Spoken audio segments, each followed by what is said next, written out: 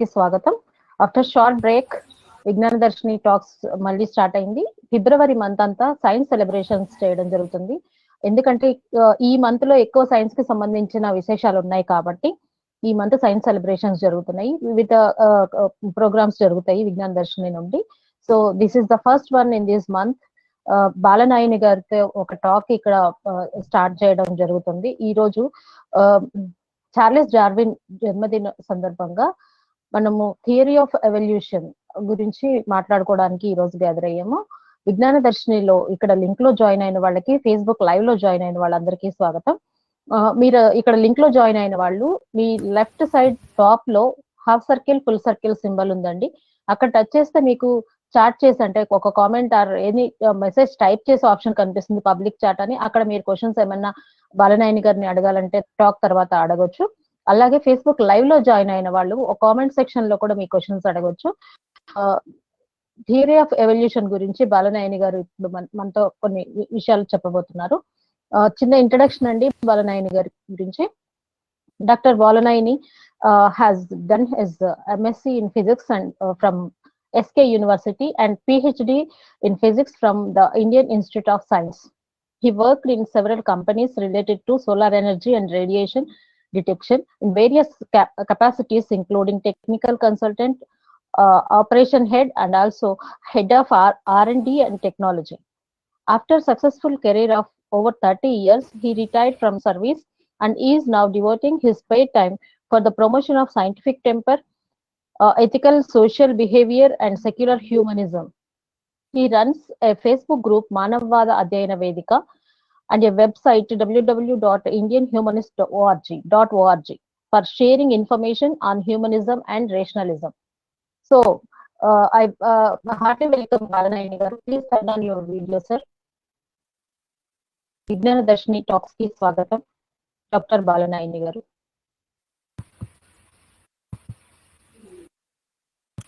Hello, thank you for the introduction.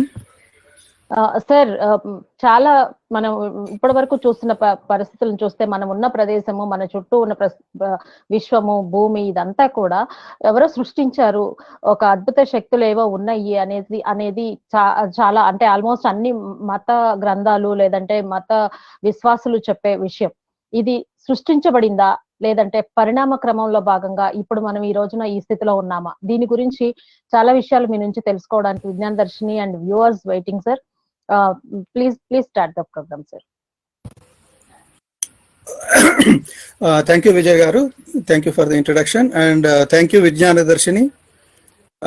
ఈ అవకాశం నాకు ఇచ్చినందుకు, ఈరోజు చార్లెస్ డార్విన్ జన్మదిన సందర్భంగా జీవ పరిణామ సిద్ధాంతం గురించి మాట్లాడేందుకు అవకాశం ఇచ్చినందుకు ధన్యవాదాలు. ఈరోజు మనం జీవ పరిణామం గురించి తెలుసుకుందాము. నా స్పీచ్ 3 భాగాలుగా విభజించాను.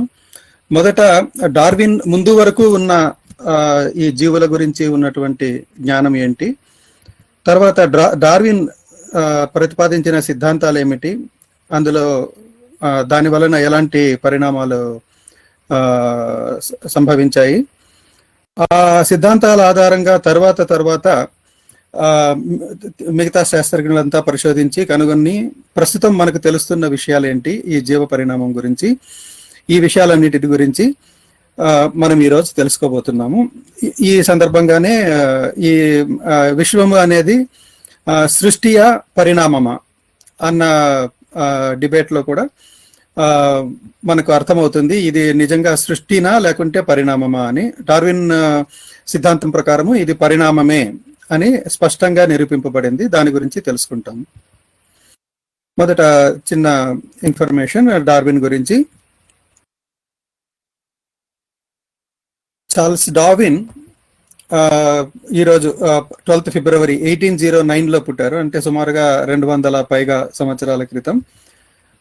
1882 19th ఏప్రిల్న చనిపోయారు. ఆయన మొట్టమొదటగా భూ విజ్ఞాన శాస్త్రవేత్తగా అయినా కూడా తర్వాత జీవ విజ్ఞాన శాస్త్రవేత్తగా మారారు. దాని గురించి కూడా ఈరోజు తెలుసుకుంటాము. డార్విన్ ముందు వరకు ఉన్న జ్ఞానం గురించి పరిశీలిస్తే మనము చాలా పాత కాలం వరకు వెళ్ళి పరిశీలిస్తే గ్రీకుల నుంచి మొదలు పెట్టచ్చు. గ్రీకుల జ్ఞానం ఎలా ఉండేది అంటే, గ్రీకుల జ్ఞానం అని అంటే అది గ్రీకుల జ్ఞానం మాత్రమే కాదు, దాదాపు విశ్వమంతా దాదాపు అలాంటి జ్ఞానమే ఉండేది. కానీ మిగతా వాటికి అంత రిటర్న్ రికార్డు లేదు. గ్రీకుల రికార్డు చాలా చక్కగా ఉండటం వలన దాని గురించి తెలుసుకుంటున్నాం. అంతేగాని ఇది గ్రీకులకు మాత్రమే పరిమితమైన జ్ఞానము అని పొరపడకండి. సుమారు 600 ఇది మనం సామాన్య శకము అంటాం కదా, ఇప్పుడు 2000 సంవత్సరము అంటాం కదా, దీన్ని సామాన్య శకము అంటారు. ఈ సామాన్య శకానికి ముందు సుమారు 600 సంవత్సరాల క్రితమే థేల్స్ అనే అతను నీరే జీవులకు ఆధారమని, అంటే ఎందుకంటే నీళ్లు ఉంటేనే జీవులు బతకగలవు, లేకపోతే చనిపోతాయి అన్న అబ్జర్వేషన్ ఆధారంగా నీటిలోనే జీవులు పుట్టి ఉండాలని, నీరు లేకపోతే జీవులు అంతరించిపోతాయని ప్రతిపాదించాడు అనమాట. ఆ తర్వాత సుమారు అదే సమయంలో అనాక్సిమాండర్ అనే అతడు నీరు మాత్రమే కాకుండా నేల కూడా అవసరమే, నేల లేకపోతే జీవి ఉండదు అని, తడి నేలలోనే జీవి పుట్టి ఉండాలి, అయితే పొడి నేలలో కూడా జీవించేలాగా పరిణామం చెందిందని కూడా అతను చెప్పాడనమాట. ఆ తర్వాత అనాక్సాగోరస్, డయోజెనిస్లు అనాక్సాగోరస్ లేదు, నీరు నేల కాకుండా అంత మాత్రమే కాకుండా గాలి కూడా అవసరమే అని చెప్పి, అంటే మామూలుగా శ్వాస ఆగిపోతే మరణిస్తుంది, ఏ జీవి అయినా మరణిస్తుంది అనే విషయాన్ని గమనించిన తర్వాత ఈ గాలి కూడా చాలా అవసరమైనదే అని చెప్పి అతను ప్రతిపాదిస్తే, డయోజెనిస్ అనే అతను వేడి అన్నది కూడా చాలా ముఖ్యము, లేదా అగ్ని అది ఉంటే గానీ, ఫర్ ఎగ్జాంపుల్ గుడ్లు కూడా పొదగవు, అట్లే మనకు తిన్న ఆహారం కూడా జీర్ణం కాదు, ఇలా అతని ఆధారాలు చూపిస్తూ వేడి లేదా అగ్ని అనేది కూడా జీవనాధారమే అని ప్రతిపాదించాడు అనమాట. వీటన్నిటినీ కలిపి ఆ తర్వాత వచ్చిన ఎంపిడోకిల్స్ అనే అతను నేల, నీరు, గాలి, నిప్పు ఇవన్నీ కూడా కలిస్తేనే జీవం ఏర్పడింది, వాటి లక్షణాలైనటువంటి పొడి, తడి, చలి, వేడి ఇటువంటివన్నీ కలిస్తేనే జీవ చర్యలు అన్నీ జరుగుతాయి అని ప్రతిపాదించాడు. నేను జస్ట్ క్లుప్తంగా చెప్తున్నాను విషయాలు, ఎందుకంటే వాళ్ళ థియరీస్ అన్నీ కూడా చాలా విపులంగానే ఉంటాయి, అంతా చర్చించుకునే సమయం లేదు కాబట్టి కేవలం కొన్ని పదాలు మాత్రమే పరిచయం చేస్తున్నాను, అది కూడా గమనించాలి మీరు. ఈ తర్వాత జెనోఫేన్స్ అండ్ హెరోడోటస్ సుమారు 500 అంటే సామాన్య శకానికి 500 సంవత్సరానికి పూర్వమే, అంటే సుమారు 2500 సంవత్సరాల క్రితం అప్పట్లోనే కొండలపైన, గుట్టలపైన సముద్ర జీవుల అవశేషాలు గమనించారు. అది సముద్రం అనేది ఎక్కడో అడుగున, అంటే మైదానానికంటే ఇంకా ఎక్కడో తక్కువ ప్రాంతంలో ఉంటే కొండలపైన, గుట్లపైన సముద్ర జీవుల అవశేషాలు ఎలా వచ్చాయి అని వాళ్లకు డౌట్ వచ్చింది. కాబట్టి వాళ్ళు అప్పుడు ఏమని ప్రతిపాదించారంటే, ఈ భూభాగం అంతా ఒకప్పుడు సముద్రం అడుగునే ఉండి ఉంటుంది, ఆ తర్వాత అది పైకి వచ్చింది అని ఊహించారు. యాక్చువల్గా మన పాత కథల్లో కూడా చూస్తే దీన్ని రకరకాలుగా ఈ భావాన్నే తీసుకొని రకరకాలుగా కథలు అల్లుకున్నారు. భూమి సముద్రంలో ఒకప్పుడు మునిగి ఉండేదని, ఎవరో దేవుడో ఎవరో వచ్చి వరాహ అవతారమా ఏదో అవతారాలు ఎత్తి ఆ భూమిని పైకెత్తారని, ఇట్లా. కాకపోతే మన అబ్జర్వేషన్ ఒకటి, కథ వేరు. కథకు అబ్జర్వేషన్కు సంబంధం ఏమీ లేదు, కానీ చూసిన దానిని సరిగా వివరించలేని పరిస్థితిలో ఇట్లా కథలు వెళ్ళినట్లుగా మనం అనుకోవచ్చు.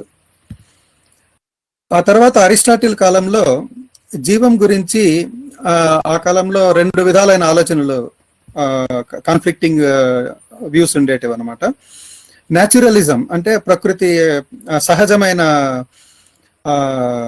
సిద్ధాంతము, దాని ప్రకారము జీవులు, నిర్జీవులు ఏదైనా కానీ సహజ కారణాల వలనే ఉనికిలోకి వచ్చాయి.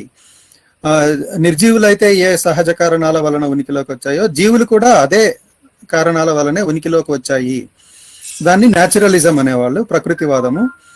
కాకపోతే మరికొందరు ఏమనేయాలంటే, లేదు, జీవులు అనేది ఒక స్పెషల్ ఇది, దానికి ఉన్న కారణాలు వేరు, నిర్జీవులకు ఉన్న కారణాలు వేరు. మన పాత ఫిలాసఫీలో కూడా చూస్తే జడ చేతన అనే పదాలు వింటాము. జడము వేరు, చేతనం వేరు, ఆ రెండు కలిస్తేనే జీవము. ఆ చేతనం అన్నదానికి దాని యొక్క మూలం వేరు అని చెప్పి మన పాత తత్వ దీనిలో చర్చల్లో కూడా కనిపిస్తుంది. అదే అరిస్టాటిల్ దానిని సపోర్ట్ చేశాడు అనమాట. జీవి అనేది వేరు అని చెప్పి, లేదా చేతన, అతను సైక్ అనే పదం వాడాడు. మనం దాన్నే చేతన లేదా ఆలోచన లేదా స్పందన ఇలాంటి పదాలతో దాన్ని అర్థం చేసుకోవచ్చు. ఆ స్పందనలో ఉండేటటువంటి స్థాయిలను బట్టి అతను జీవుల స్థాయి విధ విధాలుగా ఉంటుంది అని ప్రతిపాదించాడు. అతను దాన్ని స్కేలా నేచురే అన్నాడు. అంటే ప్రకృతిలో ఉన్నటువంటి ఈ స్థాయిలు, ఒక్కొక్క స్థాయిలో ఒక్కొక్క అంటే అతి అట్టడుగు నుంచి అతి ఎక్కువ మూమెంట్, సెన్సింగ్, గ్రోత్, పవర్, అట్లాంటిది స్పందన, చేతన, పెరుగుదల, ఇట్లాంటివి ఉన్నవి. ఇట్లాంటి లక్షణాలు కలిగిన వాటిని జీవులుగా లేదా స్పందన కలిగి ఉన్న వాటిగా గుర్తించి వాటిని రకరకాల స్థాయిలుగా విభజించాడు. అతని ఇది క్లాసిఫికేషన్ ప్రకారము అతి హైయెస్ట్ పొజిషన్ లో దేవుళ్ళు, తర్వాత దేవదూతలు, తర్వాత మనుషులు, తర్వాత జంతువులు, అంతకంటే కింద మొక్కలు, అంతకంటే కింద ఖనిజాలు. అతను ఖనిజాలని కూడా చేతన ఉన్న విషయాలలోనే చేర్చాడు అనమాట, మొక్కలతోనే ఆగిపోకుండా ఖనిజాలు. ఎందుకంటే ఖనిజాలలో కూడా కొంత గ్రోత్ అనే ఇది లక్షణం ఉంటుంది అని గమనించి, తర్వాత దానికి కొంత క్యారెక్టర్, ఒక్కొక్క ఖనిజము ఒక్కొక్కలాగా దానికి చేతన అంటే లైట్ ప్రతిఫలించేటటువంటి శక్తి, ఇలాంటివన్నీ దానిలో కొన్ని స్పెషల్ ఐటమ్స్ ఉండటం వలన దానిని కూడా చేతన గల వస్తువుగానే అతను క్లాసిఫై చేశాడు. ఇది అరిస్టాటిల్ కాలం నాటి జ్ఞానము.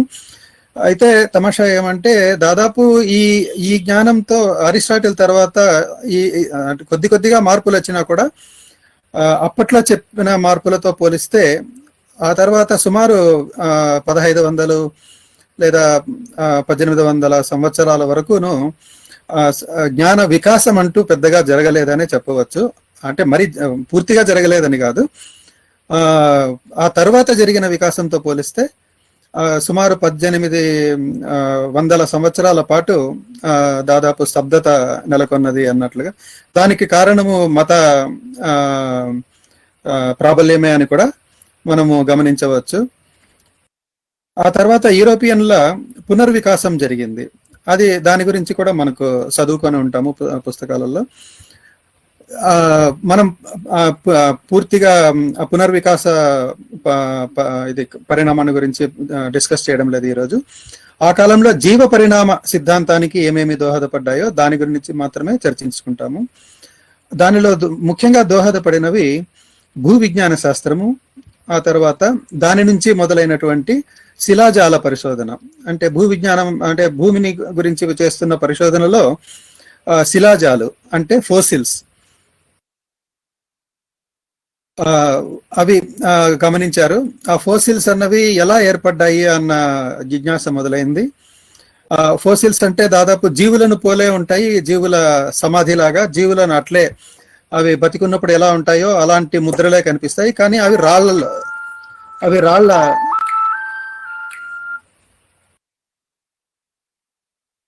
రాళ్ల రూపంలో ఉంటాయి. అది అట్లా రాళ్లుగా ఎట్లా అయ్యాయి, అవి నిజంగా జీవులేనా లేదా రాళ్లే జీవులలాగా వేషాలు వేస్తున్నాయా, ఇలాంటి అనుమానాలన్నీ వచ్చిన సందర్భంగా దాని గురించి చాలా పరిశోధన జరిగింది. దాని మూలంగానే మనకు చాలా చాలా విషయాలు తెలియవచ్చాయన్నమాట. ఫర్ ఎగ్జాంపుల్, నేను ఇక్కడ జస్ట్ ఇది పిక్టోరియల్ రిప్రజెంటేషన్, ఇట్లాగే కరెక్ట్ గా ఉంటుందని కాదు.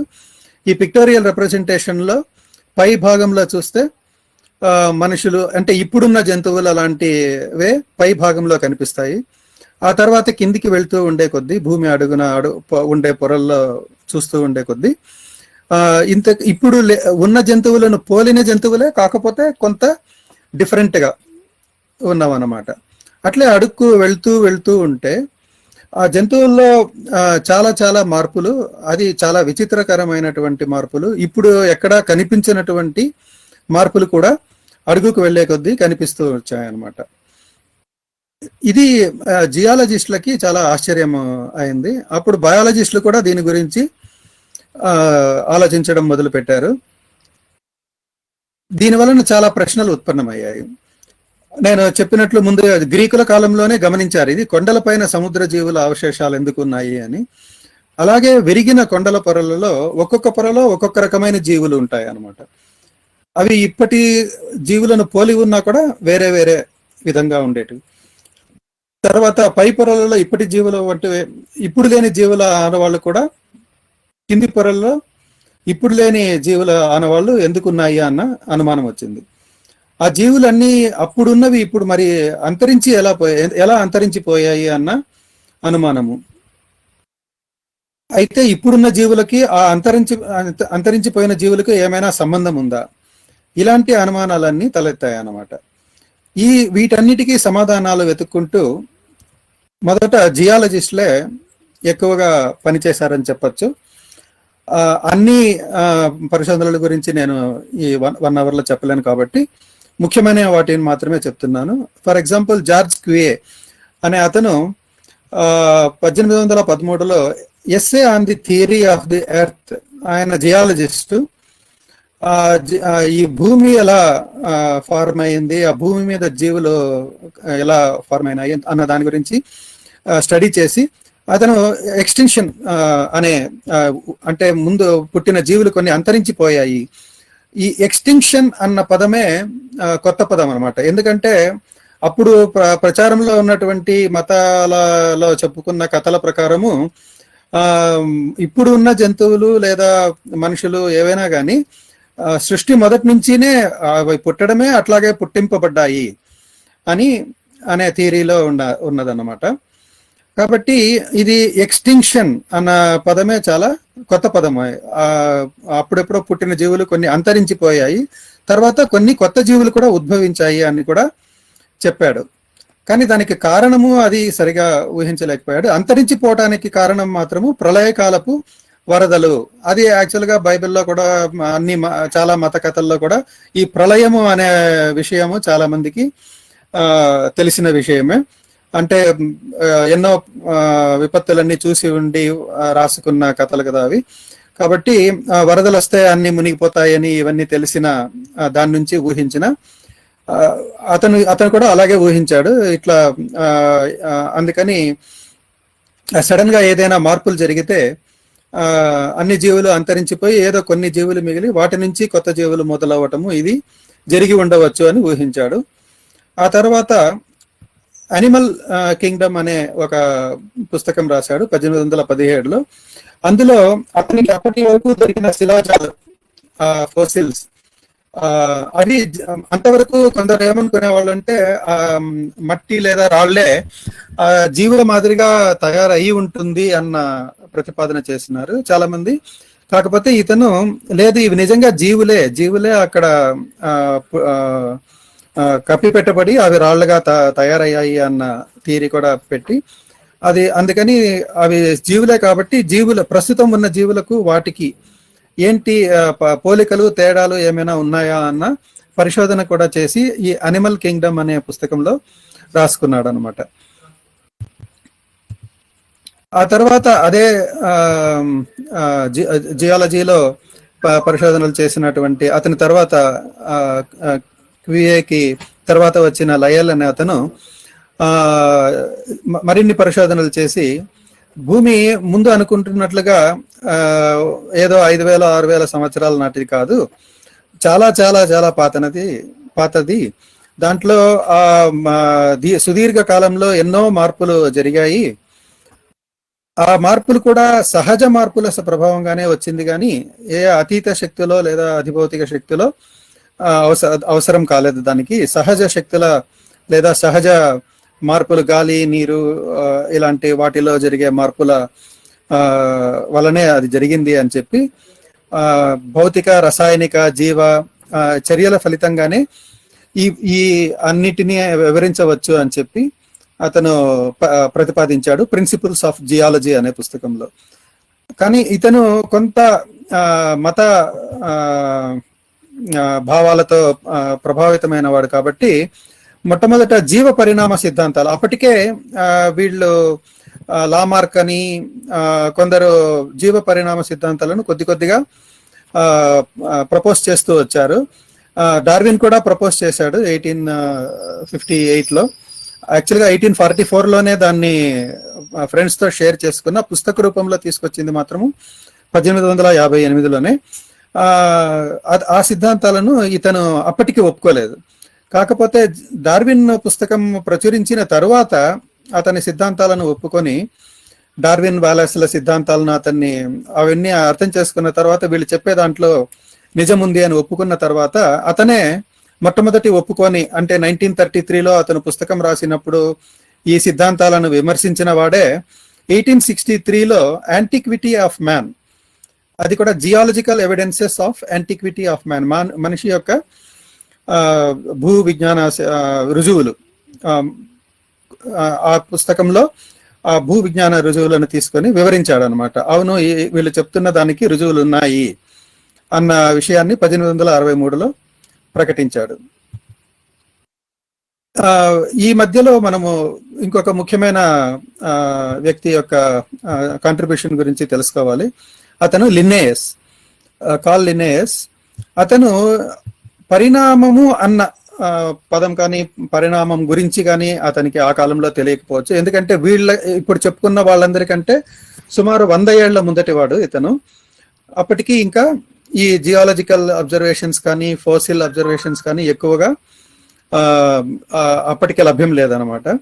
అతను అప్పుడు బ్రతికి ఉన్నటువంటి లేదా వివిధ ప్రాంతాలలో చూసినటువంటి మొక్కలు కానీ జంతువులు కానీ వాటన్నిటినీ అన్నిట్లోనూ పోలికలు ఉన్నాయి, తేడాలు ఉన్నాయి.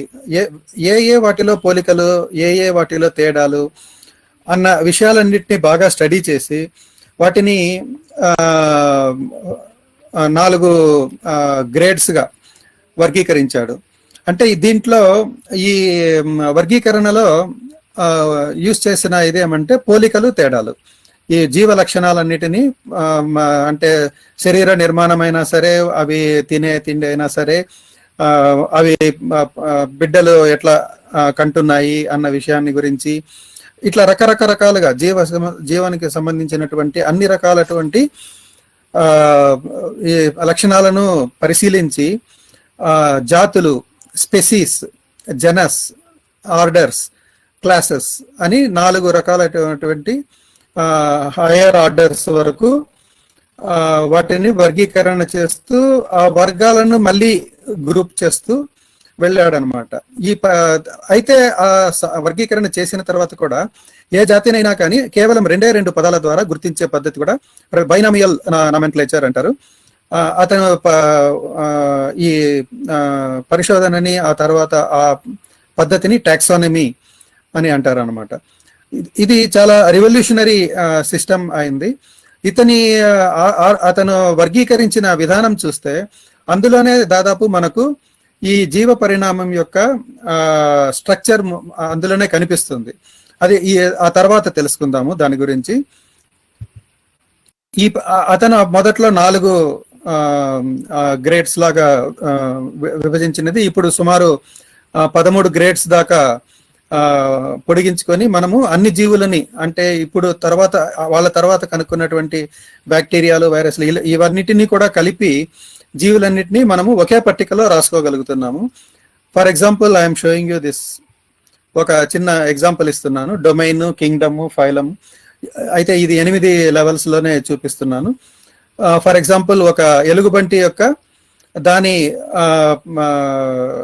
క్లాసిఫికేషన్ ఎలా ఉంటుంది అని. ఎలుగుబంటి అన్నది మిగతా ఎలుగుబంట్లు, అంటే తెల్ల ఎలుగుబంట్లు, నల్ల ఎలుగుబంట్లు, ఎర్రవి, రకరకాలుగా ఉండేటువంటి వాటన్నిటిని కలిపితే ఉర్సుస్ అనే ఒక జనస్ గా చేర్చారనమాట. ఆ తర్వాత ఉర్సిడే అనే ఫ్యామిలీ, అందులో మరికొన్ని జీవులు అనమాట. వాటిలాగానే ఉంటాయి కానీ కొంచెం డిఫరెంట్ గా ఉంటాయి. తర్వాత నెక్స్ట్ లెవెల్కి వెళ్తే వీటన్నిటిని కలిపి కార్నివోరా, అంటే మాంసం తినే జంతువులు అనే గ్రూప్ లో చేర్చారనమాట. అది స్పెషల్ క్లాసిఫికేషన్ అయింది. తర్వాత మిగతా వాటితో కూడా మళ్ళీ పోలికలు చూస్తూ వెళ్తే అప్పుడు పాలిచ్చే జంతువులు అంటే ఇవి కూడా పాలిస్తాయి, శాకాహారులైన జంతువులు కూడా పాలిస్తాయి అన్నది గమనించి వాటి రెండింటినీ ఒకే గ్రూప్ లో చేర్చి ఇవి పాలిచ్చే జంతువులు.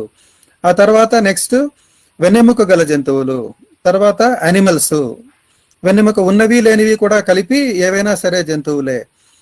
ఆ తర్వాత అంతకంటే ముందుకు వెళ్ళి చెట్లు చేమలు ఈ జంతువులు అన్నీ కూడా బహుకణ జీవులే అన్న ఆ విధంగా హయ్యర్ లెవెల్కి వెళ్తూ ఉన్నాం అనమాట.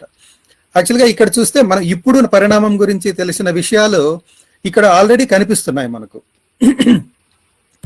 దాని గురించి మళ్ళీ విశదంగా తెలుసుకుందాము.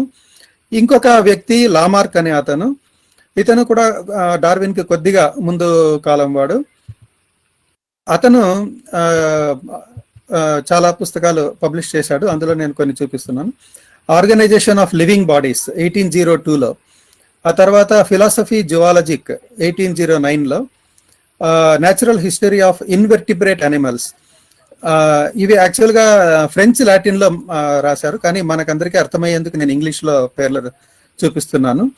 1802 నుంచి 1815 దాకా రాసిన పుస్తకాలలో ఇతను కూడా శిలాజాల రికార్డుల ఆధారంగానే జీవజాతుల పరిణామం ఎలా జరిగింది అని చెప్పి ఇది పరిణామం ఫలితమే కానీ సృష్టి ఫలితం కానీ కాదు అని అతనే అప్పుడే డిక్లేర్ చేశాడు 1802లోనే. కాకపోతే అతను ఇచ్చిన కారణాలు కొంచెం డిఫరెంట్ గా ఉండేటివి.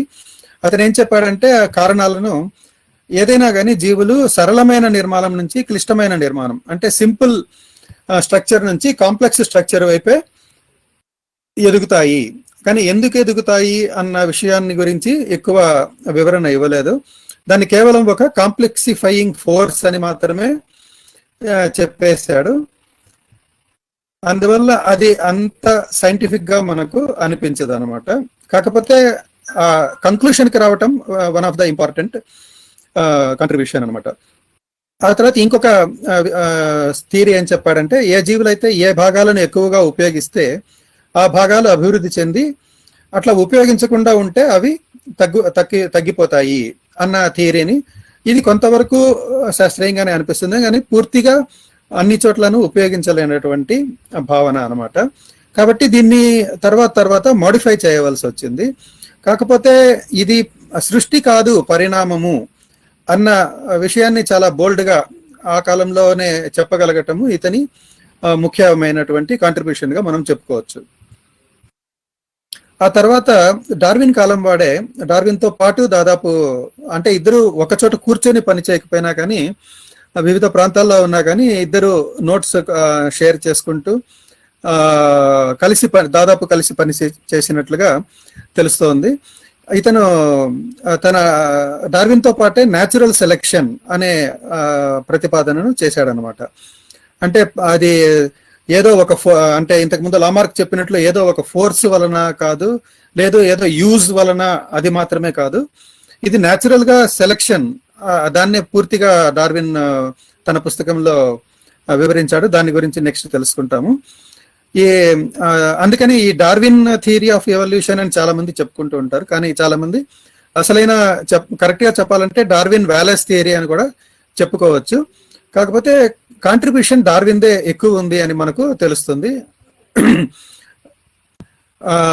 వాలెస్ డార్విన్ సిద్ధాంతాలను చాలా బలంగా సమర్థించాడు. ఆ తర్వాత అంటే డార్విన్ కాలంలో చాలా మంది అతనికి విమర్శకులు ఉండేవాళ్ళు. అది కూడా డార్విన్ సిద్ధాంతాలకు ముఖ్యమైన ఎవిడెన్స్ అంతా జియాలజీ అంటే భూ విజ్ఞాన శాస్త్రం నుంచి వచ్చినదే అని ముందే చెప్పాను కదా. కాబట్టి జీవశాస్త్రవేత్తలు అప్పటికి ఇంకా అప్డేట్ కాలేదన్నమాట. చాలా మంది డార్విన్ సిద్ధాంతాలని జీవశాస్త్రవేత్తలే వ్యతిరేకిస్తూ వచ్చారు అప్పటికి. అట్లా చాలా మంది ఇది సైంటిఫిక్ జర్నల్స్ లో వాళ్ళ అభిప్రాయాలు అవి రాస్తే అప్పుడు డార్విన్ కంటే ముందే వ్యాలెస్ చాలా చక్కగా వాటినన్నింటినీ తిప్పికొట్టేవాడు అనమాట. ఇప్పుడు డార్విన్ ఏమేమి ప్రతిపాదించాడు అన్న సిద్ధాంతాలను గురించి తెలుసుకుందాం. ఈయన మొట్టమొదట రాసిన పుస్తకము zoology of the voyage of HMS beagle. HMS beagle అనే ఒక ఓడలో అతను 1932 నుంచి 1936 వరకు చేసిన పర్యటనల సందర్భంగా తాను గమనించినటువంటి చెట్లు, చేమలు, జంతువులు, వాటిలో ఉన్నటువంటి విశిష్టతలు, అవి మిగతా ఇంతవరకు చూడని విషయాలన్నీ చూసి కనుగొన్న విషయాలన్నిటినీ ఇందులో పొందుపరిచాడు. అప్పటికే అతనికి కొంత అభిప్రాయం ఏర్పడింది, ఇది పరిణామమే కానీ సృష్టి కాదు అన్న అభిప్రాయము. కానీ ఈ పుస్తకంలో దాని గురించి డిస్కస్ చేయలేదు. కేవలం తను చేసినటువంటి పరిశోధనలు మాత్రమే ఇందులో ప్రచురించాడు. కాకపోతే దీనికి పరిణామానికి కావలసినటువంటి మూల అబ్జర్వేషన్స్ అన్ని ఇందులో కనిపిస్తాయి అన్నమాట. అతను చేసిన మాక్సిమం అబ్జర్వేషన్స్ ఇక్కడ గాలాపగోస్ ఐలాండ్స్ అన్నవి, అది కూడా సౌత్ అమెరికాకు తీరానికి సుమారుగా 1000 కిలోమీటర్ల దూరంలో ఎక్కడో ఉన్నటువంటి దీవులు అనమాట. అంటే మిగతా ఖండాలతో ఎటువంటి సంబంధము లేనటువంటి దీవుల్లో అక్కడ రకరకాలైనటువంటి జీవులని అతను గమనించాడు. వాటిలో అది కూడా అక్కడ ఉన్న అంటే చిన్న చిన్న చితక అన్ని కలిపితే కూడా ఒక 100 దీవులు లాగా ఉండవచ్చు. ఒక్కొక్క దీవిలోనూ ఒక్కొక్క ఒకే రకమైన పక్షి చూడడానికి ఒకేలాగా ఉన్నా కానీ ఒక్కొక్క దీవికి వెళ్తే వాటి స్ట్రక్చర్, ముఖ్యంగా ఆ ముక్కులు, తోకలు, వాటి రంగులు, ఇలాంటివన్నిటి కూడా అవి కూడా మారి ఉండటము గమనించాడు అనమాట. అది కూడా చాలా ఆశ్చర్యంగా ఉంది, ఒకే చిన్న ఏరియాలోనే అంత వైవిధ్యమా అని చెప్పి. ఫర్ ఎగ్జాంపుల్ అతని పుస్తకంలో నుంచి తీసుకున్న కొన్ని పిక్చర్స్ చూపిస్తున్నాను, అతను గమనించిన వైవిధ్యం ఏంటి అని. ఈ పక్షులన్నీ దాదాపు ఒకే జాతికి చెందినవే, కాకపోతే ఆ ముక్కుల సైజు చూస్తే ఒక దాంట్లో చాలా సన్నగాను, ఒకదానికైతే చాలా చాలా పెద్దదిగాను, ఇలా ఎన్నో మార్పులు చెందిందనమాట. ఇవన్నీ ఒకే చోట వేరే వేరే దీవుల్లో కనిపించాయి. దీని గురించి ఆ పుస్తకంలో పరిచయించాడు. ఆ తర్వాత మరికొన్ని, అప్పుడే అతనికి అనుమానం వచ్చినా కూడా వెంటనే ప్రచురించకుండా దాని గురించి ఈ పరిణామం అన్న ఐడియా, దాని గురించి మరింత పరిశోధనలు చేసి పూర్తిగా నిర్ధారణకు వచ్చిన తర్వాత సుమారు 30 ఏళ్ల పరిశీలన తర్వాత 1859లో ప్రచురించాడు ఈ ఆరిజిన్ ఆఫ్ స్పెసీస్ అన్న పుస్తకం.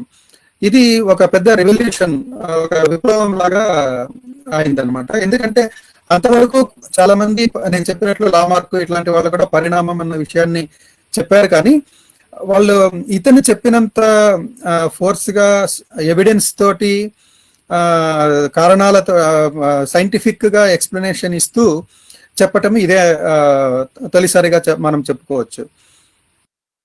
ఆ పుస్తకంలో ఉన్నటువంటి చాప్టర్ల నేమ్స్ ఇస్తాను మన ఫ్రెండ్స్ ఇన్ఫర్మేషన్ కోసము.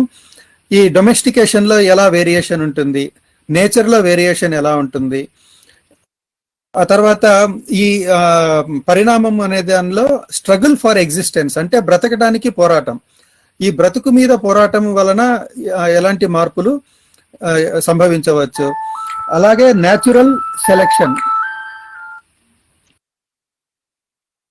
సహజమైనటువంటి సెలెక్షన్ ఎలా, దాని వలన దాని గురించి ఒక పేరా చూపిస్తాను ఏం చెప్పాడు అని.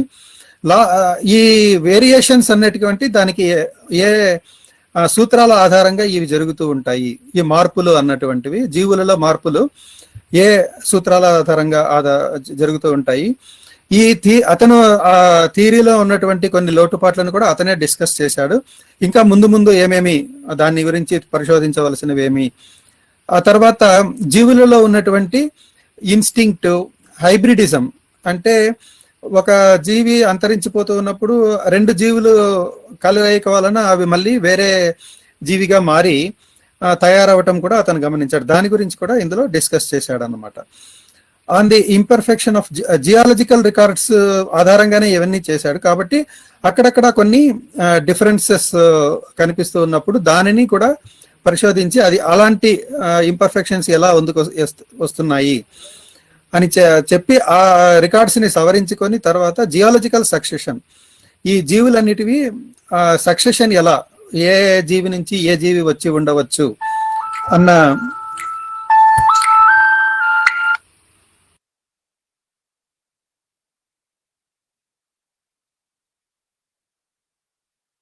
Sorry for the interruption.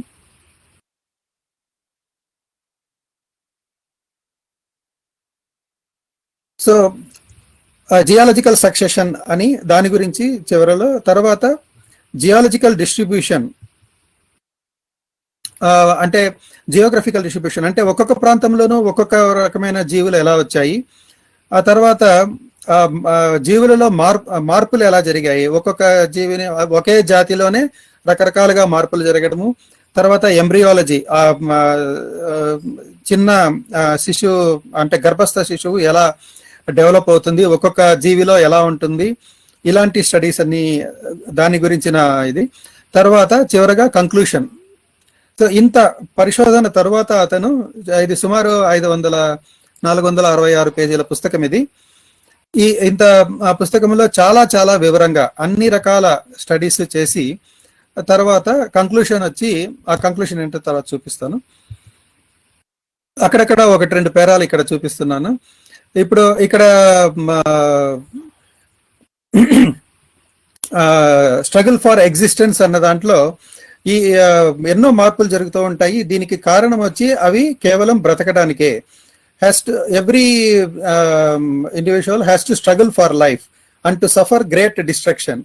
When we reflect on this struggle, we may console ourselves with the full belief that the war of nature is not incessant, that no fear is felt, that death is generally prompt, and that the vigorous, the healthy, and the happy survive and multiply. ఏదైతే బలంగా ఉండి, ఏదైతే ఆరోగ్యంగా ఉండి, హ్యాపీగా బ్రతకగలిగి, plus పునరుత్పత్తి ఏదైతే చేయగలుగుతుందో అది మాత్రమే మిగిలి ఉంటుంది. కనుక మనమంతా ఇప్పుడు మనం బ్రతికి ఉన్నాము అంటే మనము ఆ సక్సెస్ఫుల్ జీవుల యొక్క సంతానమే అన్న విషయాన్ని ఇందులో తెలిపాడు అనమాట. తర్వాత అదే విషయాన్ని మరికొంత వేరియేషన్ గురించి చెప్తూ, we may feel sure that any variation in the least degree injurious would be rigidly destroyed. అంటే జీవనానికి దోహదం చేయనటువంటి వేరియేషన్ ఏదైనా ఒకవేళ వస్తే అలాంటి వేరియేషన్ తప్పకుండా బ్రతికే అవకాశం లేదు. కాబట్టి అవి ఎలాగూ నాశనం అయిపోతాయి. So preservation of favourable variations, ఏదైతే ఫేవరబుల్గా ఉంటాయో అలాంటి మార్పులు మాత్రమే నిలిచి ఉంటాయి. దానినే న్యాచురల్ సెలెక్షన్ అంటాము అని. సో న్యాచురల్ సెలెక్షన్ అన్నదానికి సరైనటువంటి వివరణ ఇచ్చాడు అనమాట. ఎన్నో మార్పులు జరుగుతూ ఉంటాయి. ఆ మార్పులలో ఏ మార్పులైతే సఫలీకృతం అవుతాయో, విజయం సాధించగలుగుతాయో అవి మాత్రమే మిగిలి ఉంటాయి. అలా కాకుండా ఉన్నవి అంతరించిపోతాయి అన్న దానినే, ఆ థియరీనే న్యాచురల్ సెలెక్షన్ అనే పేరుతో ప్రతిపాదించాడనమాట. వీటన్నిటిని క్లుప్తంగా మనం చూసుకుంటే, ఎవల్యూషన్ క్రియేషన్ కి అగెయిన్స్ట్ గా ఇది ప్రపోజల్ అన్నమాట. ఇది జీవజాతులు అన్నవి క్రియేషన్ కాదు, ఒక్కసారిగా ఇప్పుడున్న విధంగానే పుట్టలేదు. మొదట లోవర్, మనం ఇప్పుడు లోవర్ అని చెప్పుకుంటూ ఉంటాము. యాక్చువల్గా అది లోవర్ హయ్యర్ అని చెప్పకూడదు. పాతకాలపు జీవుల నుంచి కొత్త కాలపు జీవులు వచ్చాయని చెప్పుకోవడమే కరెక్ట్ అనమాట. ఈ ఎవల్యూషన్ అన్నది కంటిన్యూస్ గా జరుగుతూనే ఉంది, ఇప్పుడు కూడా జరుగుతూనే ఉంది, మొదట కూడా జరిగింది అన్న విషయాన్ని ప్రతిపాదించాడు. దాంతోపాటు కామన్ డిసెంట్, అన్ని జీవజాతులకు ఒకే మూలం ఉంటుంది అన్న ప్రతిపాదన కూడా అందులో కనిపిస్తుంది అనమాట. ఇంకొకటి, ఈ స్పెసీస్ ఒకే జాతి జీవులైనా కూడా రాను రాను వాటిలో మార్పులు సంభవిస్తూ కొన్ని విడిపోయి వేరు కండిషన్స్ లో పెరుగుతూ అట్లా వస్తే చివరికి అవి 2 జాతులుగా విడిపోయే సందర్భాలు ఏర్పడతాయి. అంటే ఒక జాతి నుంచే మరిన్ని జాతులు పుట్టే అవకాశం ఉంది. తర్వాత ఈ మార్పులన్నీ కూడా ఒక్కసారిగా సడన్ గా జరగవు. ఎన్నో వేలు లేదా కొన్ని విషయాలలో లక్షల సంవత్సరాల కాల పరిణామంలో జరుగుతుంది. గ్రాడ్యువలిజం అంటే స్లోగా చిన్న చిన్న మార్పులే పెద్ద పెద్ద మార్పులకు చివరికి దారితీస్తాయి. ప్లస్ న్యాచురల్, ఇంతకు ముందే నేను చెప్పినట్లు న్యాచురల్ సెలెక్షన్ ఇలాంటిది. ఈ న్యాచురల్ సెలెక్షన్ అంటే బేసిక్ గా ఏదైతే బతకగలిగితే అదే నెక్స్ట్ జీవికి ఏమనాలి మార్గం ఇవ్వగలదు కదా. కాబట్టి ఏదైతే సఫలీకృతం అవుతుందో అదే నెక్స్ట్ జీవులకు ఆధారం అవుతుంది అని. అయితే ఈ పుస్తకంలో ఇది కూడా మనిషికి కూడా అప్లై చేయవచ్చు అని వదిలేశాడు అనమాట 1859లో.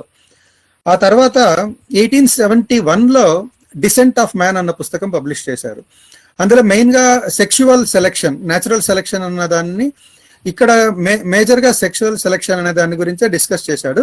అయితే అది మనిషి మాత్రమే కాకుండా అన్ని జీవుల్లోనూ ఏ విధంగా అయితే సెక్షువల్ సెలెక్షన్ అనేది ఏ విధంగా జీవులను పరిణామం చెందేలా చేసిందో దాని గురించి రాశాడనమాట. దీనిలో చాలా క్లియర్ గా చెప్పాడు. A brief summary will be sufficient to recall the reader's mind to more salient points in this work. Many of the views which have been advanced are highly speculative and some no doubt may prove erroneous, but I have every case given the reasons which have led me to the view. ఇందులో అతని scientific mind ఎంత బాగా ఉండేది అని విషయం మనం గమనించవచ్చు. For example, false facts are highly injurious to the progress of science, for they often endure long but false views. But false views, if supported by evidence, do little harm. ఒకవేళ అంటే చూసిన దాని గురించి మనం తప్పుగా ఏదైనా ప్రతిపాదించినా కూడా అది ఆ తర్వాత వచ్చే వాళ్ళు కావాలంటే కరెక్ట్ చేసుకోవచ్చు. కాకపోతే ఆ ఎవిడెన్స్ నే కూడా తప్పుగా చూపిస్తే దాని వలన చాలా హాని జరుగుతుంది అన్న విషయాన్ని తన ఇంట్రొడక్షన్ లో రాశాడు. ఆ తర్వాత పుస్తకంలో అంతకుముందు ఆరిజిన్ ఆఫ్ స్పెసీస్ లో ఇంత క్లియర్ గా రాయలేదన్నమాట. ఈ పుస్తకంలో చాలా క్లియర్ గా డిక్లేర్ చేసేసాడు, man is descended from some less highly organized form అని డిక్లేర్ చేశాడు అనమాట. దీనితో అంతవరకు ఉన్నటువంటి సృష్టి సిద్ధాంతం, అంటే మనిషి అనేది ఏదో ఒక స్పెషల్ జీవి, అది కూడా ఒక దైవ సంభూత జీవి అన్నట్లుగా ఉన్నటువంటి ఒక ఏమనాలి అపోహని ఈ ఒక వాక్యంతో అపోహని తొలగించేశాడు. Man is descended from less organised form అని. అంటే ఇంత ఇతర సింపుల్ అని అనుకుంటున్న జీవుల నుంచి నే మనిషి కూడా ఉద్భవించాడు. మిగతా అది కూడా నెక్స్ట్ సెంటెన్స్ లో చూస్తే ఇంకొక చోట, it is incredible that all these facts should speak falsely. నేను చూపించిన ఈ ఎవిడెన్స్ అంతా అబద్ధం అని చెప్పడానికి వీల్లేదు. కాబట్టి we cannot any longer believe that man is the work of a separate act of creation. మనిషి అనేది ఒక సృష్టింపబడినటువంటి జీవి కాదు అని క్లియర్ గా ఆ పుస్తకంలో డిక్లేర్ చేశాడు అనమాట. సో ఇది ఆ కాలంలో చాలా పెద్ద వివాదాలకే దారితీసింది. ఆ తర్వాత చాలా డెవలప్ అయ్యి మనము ఇప్పుడు ఎంతో తెలుసుకున్నాము. దాన్ని చాలా క్లుప్తంగా ఇప్పుడు టాబులర్ ఫారం లో చూపిస్తున్నాను. ఈ పరిణామం అన్న విషయాన్నే డార్విన్ కాలం తర్వాత చాలా విషయాలు తెలుసుకొని వాటన్నిటినీ ఇప్పుడు పొందుపరిచి చూసుకుంటే మనకు భూమి అన్నది కూడా ఒకప్పుడు అది కూడా సృష్టించబడింది కాదు, అది కూడా ఏర్పడిందే. అది సుమారు 450 కోట్ల సంవత్సరాల క్రితం ఏర్పడింది అని తెలుస్తుంది. అయితే ఆ భూమి మీద జీవము, ఆ భూమి ఏర్పడిన కొంతకాలం అంటే మరి కొంతకాలం కాదు, సుమారు 90 కోట్ల సంవత్సరాలు తర్వాత 360 ఇప్పటికీ 360 కోట్ల సంవత్సరాల క్రితము కేవలం చిన్న రసాయనాల ద్వారా మొదలయ్యి తర్వాత జీవకణాలు అన్నవి ఏర్పడేదానికి చాలా కోట్ల సంవత్సరాల పరిణామంలో సుమారు 360 కోట్ల క్రితము జీవకణాలు సంభవించినట్లుగా మనము ఇప్పుడు అంచనా వేయగలుగుతున్నాము. ఆ తర్వాత మొదటి జీవకణాలంతా ఉష్ణ ప్రేరిత జీవకణాలు, ఆ తర్వాత కాంతి ప్రేరిత జీవకణాలు మొదలు అవటానికి మరి కొంత కాలం పట్టింది. 340 కోట్ల సంవత్సరాల క్రితం సుమారుగా. అప్పుడు కూడా కాకపోతే కాంతి అన్న కూడా అది కూడా ఉష్ణ కాంతియే, కాకపోతే రేడియేషన్, దాన్ని ఇంగ్లీష్ లో ఇన్ఫ్రారెడ్ రేడియేషన్ అంటాము. అదే ఉష్ణానికి సంబంధించినటువంటి కాంతి అనమాట. దానితో బ్రతికేటటువంటి జీవాలు మొదట మొదలయ్యాయి.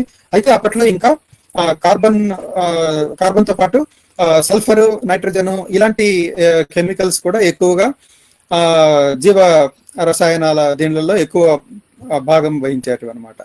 ఆ తర్వాత కొన్నాళ్లకు ముఖ్యంగా కార్బన్ ఎక్కువగా ఉండేటటువంటి, ప్లస్ ఆక్సిజన్, అప్పట్లో ఆక్సిజన్ లేదు భూమి మీద, అదొక ముఖ్యమైన విషయం మనం గమనించవలసింది. మొట్టమొదటి జీవం ఏర్పడేటప్పటికీ ఆక్సిజన్ లేదనమాట.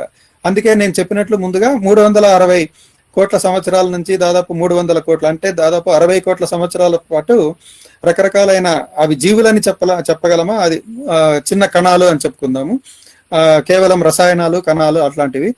అవి సుమారు 60 కోట్ల సంవత్సరాల తర్వాత ఈ సయానో బ్యాక్టీరియా డెవలప్ అయ్యి ఇది ఆక్సిజన్ వదిలేటటువంటి జీవిగా పుట్టిందనమాట. అంటే ఆక్సిజన్ ఆల్రెడీ కాంపౌండ్ రూపంలోనే ఉండేది. ఎందుకంటే ఆక్సిజన్ చాలా రియాక్టివ్ ఎలిమెంట్, అది ఫ్రీగా ఉండేటటువంటి అవకాశం, అది అప్పటి కాలంలో ఉన్నటువంటి టెంపరేచర్ కానీ అప్పటి వాతావరణ రీతుల వాతావరణ సందర్భాన్ని చూస్తే అప్పట్లో ఆక్సిజన్ ఫ్రీగా ఉండేటటువంటి అవకాశం ఉండేది కాదు. ఆ తర్వాత ఈ బ్యాక్టీరియా వచ్చిన తర్వాత ఈ కాంపౌండ్ స్టేటస్ లో ఉన్నటువంటి ఆక్సిజన్ ను కొంత కొద్దిగా వదలడం మొదలు పెట్టింది అనమాట. ఆ తర్వాత ఈ అప్పట్లో కణాలలో కేంద్రము అట్లాంటి లేదనమాట. ఒక పొర, కొంత లోపల ఒక జన్యు సంబంధమైన ఇవి ఉండేటివి. ఆ తర్వాత కణాలలో న్యూక్లియస్ అనేది మొదలైంది. అదే ఆ తర్వాత పూర్తి జన్యు భాగంగా డెవలప్ అయిందనమాట.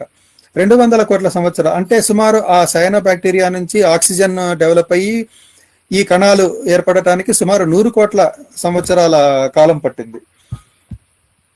ఆ తర్వాత సుమారు 120 కోట్ల కిందట బహుకణ జీవులు, అందులో మొట్టమొదట ఎరుపు రంగులో ఉండేటటువంటి ఆల్గే, అప్పటికి ఇంకా ఈ హరిత కణాలు ఇంకా రాలేదు, అవి ఆల్గే లాంటి కణాలు, అది కూడా మట్టి ఎరుపు రంగులలో ఉండేటటువంటి కణాలు మొదలయ్యాయి. ఆ తర్వాత పచ్చ రంగు ఆల్గే, ఇది తర్వాత డైరెక్ట్ గా సూర్యకాంతిని తీసుకొని ఆక్సిజన్ ను వాడుకొని, అంటే ఇంతకు ముందు ఆక్సిజన్ ను తయారు చేసే జంతువులు ఉంటే ఇక్కడ నుంచి ఆక్సిజన్ ను వాడుకునేటటువంటి జంతువులు మొదలయ్యాయి అన్నమాట. ఈ పచ్చ రంగు ఆల్గే అలాంటిది. మళ్ళీ ఆ కాలంలోనే కొన్ని జీవకణాలు నీటి నుంచి నేల మీదకు, ఇంతవరకు జరిగిన పరిణామం అంతా చాలా మటుకు నీటి లోపల, అది నీటి అట్టడుగుల నుంచి కొద్దిగా పైకి వస్తూ తర్వాత నేల మీదకి చేరుకున్నాయి. ఆ తర్వాత సుమారు 55 కోట్ల సంవత్సరాలు వచ్చేసరికి వెన్నెముకలైన జీవులు, అంటే వాటికి అవి ఇంకా మొక్కల లాంటి స్ట్రక్చర్ లో నుంచే, కాకపోతే వెన్నెముక లేనటువంటి జీవులు. ఆ తర్వాత మొక్కలు, మనం ఇప్పుడు ప్లాంట్స్ అంటుంటాం కదా, అవి. ఆ విధంగా చూస్తే జంతువులు, మొక్కల కంటే ముందే ఆ జంతువులు అనే వెన్నెముక లేని జంతువులు పుట్టినట్లుగా మనం గమనించవచ్చు. సుమారు 43 కోట్ల సంవత్సరాల క్రితం ఈ మొక్కలు అనేటటువంటివి మొదలయ్యాయి అన్నమాట. ఆ తర్వాత పరిణామం చాలా వేగవంతంగా జరిగింది అని చెప్పవచ్చు. 40 కోట్ల సంవత్సరాల మొట్టమొదటి కీటకాలు, అంటే ల్యాండ్ మీద బ్రతకగలిగేటటువంటి జంతువులు, ప్లస్ 34 కోట్ల సంవత్సరాల కిందట ఉభయచరాలు, అంటే నేల మీద నీటి మీద ఉండేటటువంటి జంతువులు, ఆ తర్వాత నేల మీదనే వచ్చి ఉండేటటువంటివి, ఇట్లా పరిణామం చెందుతూ వచ్చింది. దాని గురించి మళ్ళీ నెక్స్ట్ టేబుల్లో మరింతగా వివరిస్తాను. 22 కోట్ల సంవత్సరాల క్రితము ఈ డైనోసార్లు, పాలిచ్చు జంతువులు మొదలయ్యాయి అన్నమాట. ఆ తర్వాత దీనిని అదే మొదట నేను చెప్పాను కదా, లిన్నేయస్ ఫ్యామిలీ, అది క్లాసిఫికేషన్ లోనే కొంత పరిణామం గమనించవచ్చు అని. కాబట్టి అతని క్లాసిఫికేషన్ ప్రకారమే వాటి ఈ సమయం కూడా చూపిస్తున్నాను ఈ పట్టికలో.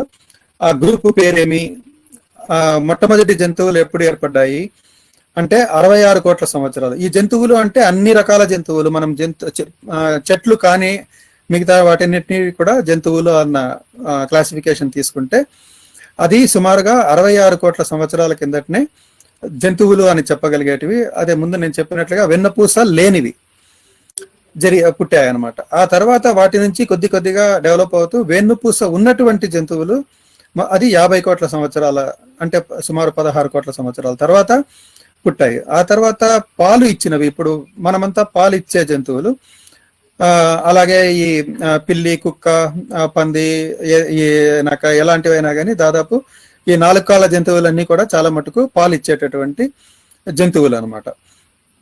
అవి పుట్టడానికి 22 కోట్ల సంవత్సరాల కిందటం జరిగింది. వాటిల్లో ఈ వాటిని గమనిస్తే అన్నిటికీ కాళ్ళు చేతులు 4 ఉన్నా కూడా వాటి వేళ్లు మాత్రము డిఫరెంట్గా, కొన్నిట్లో ఒకే ఒక గిట్ట అంటాం మనము, లేదా 2 గిట్టలు అట్లా, మళ్ళా 3 వేళ్ళు 4 వేళ్ళు అట్లా 5 వేళ్ల చేతులు ఉండేటటువంటి జంతువులు, వాటిని ప్రైమేట్స్ అనేవాళ్ళు. అది పుట్టడానికి సుమారు 5.5 కోట్ల సంవత్సరాల కిందట జరిగిందనమాట. ఆ తర్వాత ఇంకొక విభాగం చేశారు దాన్ని. వాటిల్లో ముక్కు యొక్క స్ట్రక్చర్, దాని నిర్మాణం బట్టి తడిలేని ముక్కు, మనమంతా తడిలేని ముక్కు జాతికి సంబంధించిన వాళ్ళము. అది 5 కోట్ల సంవత్సరాల కిందట జరిగింది. తర్వాత కోతుల వంటివి, యాక్చువల్గా ఈ కోతి అని మనం పదం వాడతాము, యాక్చువల్గా దాన్ని సరైన పదం వచ్చి మనుషుల లాంటి స్ట్రక్చర్ ఉన్నటువంటివి అని చెప్పుకోవచ్చు.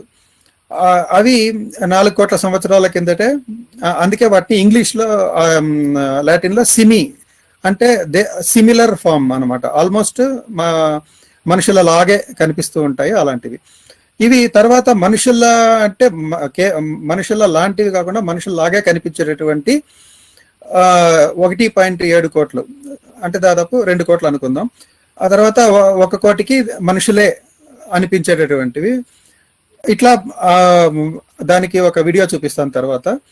ఈ మనుషుల వంటివి, తర్వాత ఆది మానవులు 28 లక్షల సంవత్సరానికి అప్పటికి ఆది మానవులు, కానీ వాళ్ళని ఇప్పుడున్న మానవులని పోల్చలేము.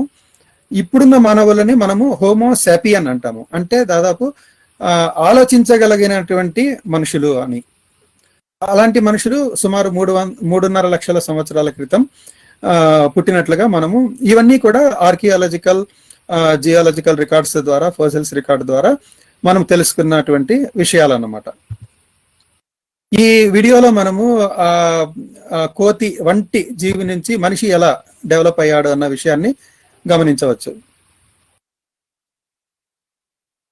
Just 1 minute video.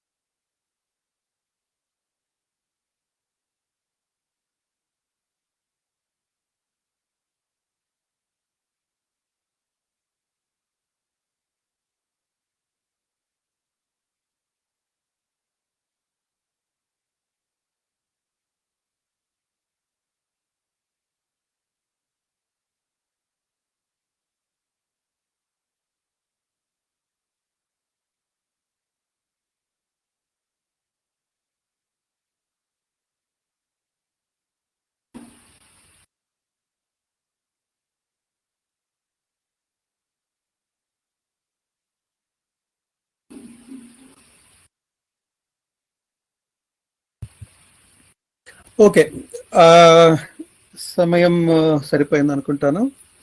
Thank you for this opportunity. నేను చెప్పదలుచుకున్న విషయాలన్నీ చెప్పాను అనుకుంటున్నాను. ఇప్పుడు ఏవైనా సందేహాలు ఉంటే అడగవచ్చు. ఓకే, చివరిలో ఒక చిన్న విషయం చెప్తాను. ఇప్పుడు చెప్పినవన్నీ మనమంతా అన్నీ తెలుసుకునేసాము అన్న ఉద్దేశంతో ఏమీ చెప్పడం లేదు. అందుకని కొన్ని ఏమనాలి, ఇండెమ్నిటీ ఇస్తున్నాను. అన్నీ తెలిసిన వాళ్ళు ఎవరు ఉండరు, అన్నీ తెలియని అవసరం కూడా లేదు.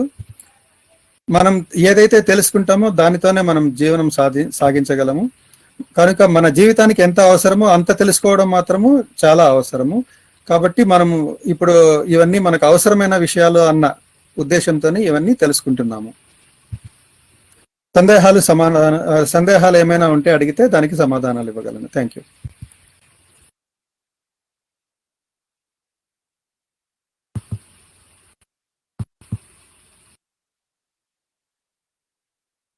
థ్యాంక్ యూ సార్ బాలనాయని గారు. వీడియో ఆన్ చేయండి సార్. సార్ పవర్ పాయింట్ అది అయిపోతే అది తీసేసి మీ వీడియో ఆన్ చేయరా? రమేష్ గారు అండ్ అదర్స్ ఇక్కడ జాయిన్ అయిన వాళ్ళు వీడియోలో ఏదో ప్రాబ్లం ఉందండి, స్టార్టింగ్ వీడియో ఫెయిల్డ్ అని వస్తుందండి.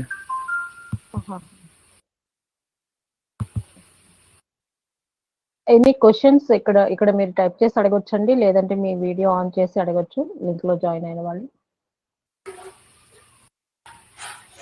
డిస్కషన్ కంటిన్యూ చేయాలనుకుంటే కూడా రమేష్ గారు మీరు వీడియో ఆన్ చేయొచ్చు.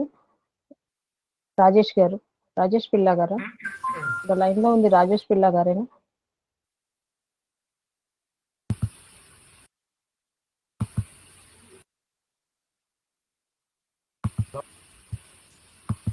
హలో, యా, ఈశ్వర్లింగం గారు మాట్లాడండి సార్.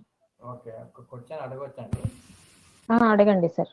అది ఈశ్వర్లింగం, హైదరాబాదు.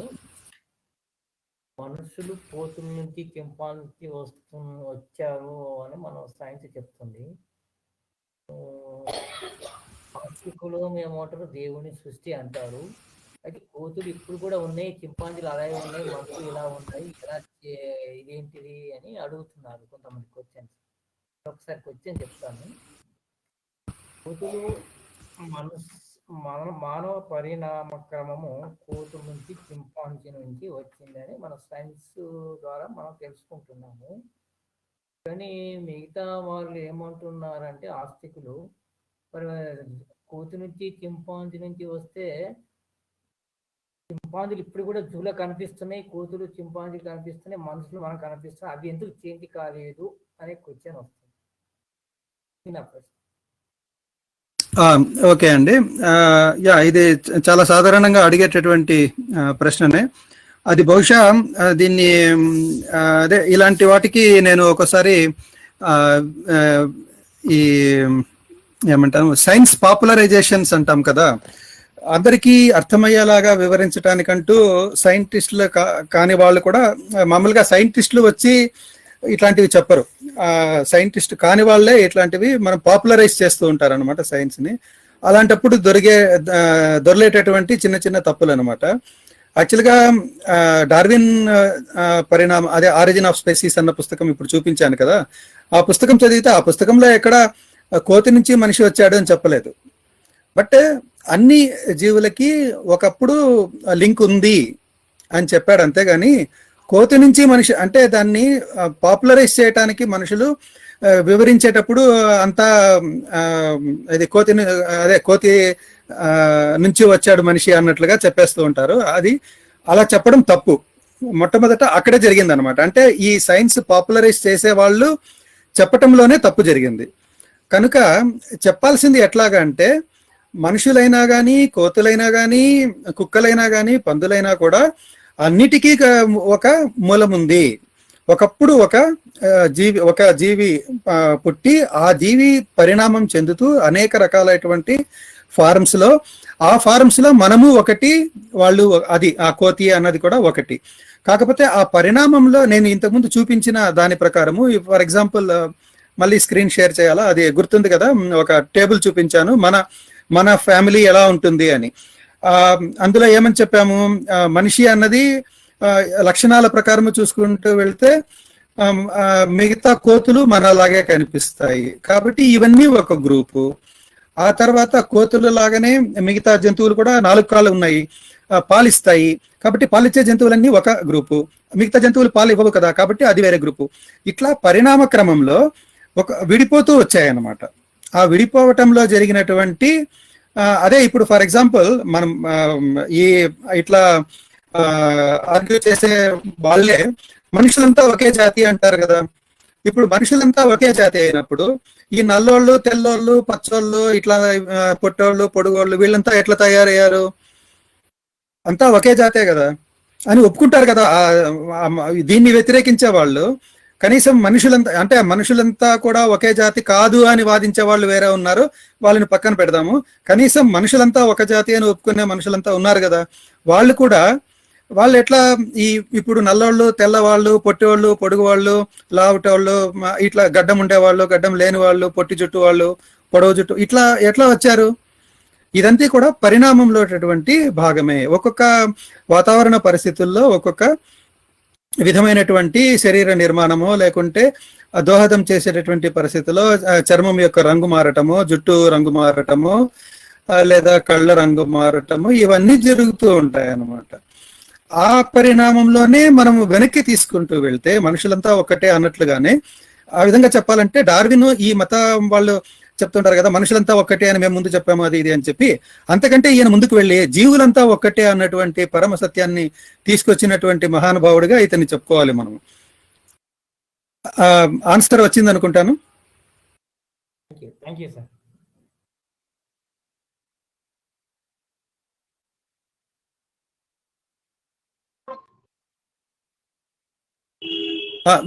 అన్మ్యూట్ చేయండి.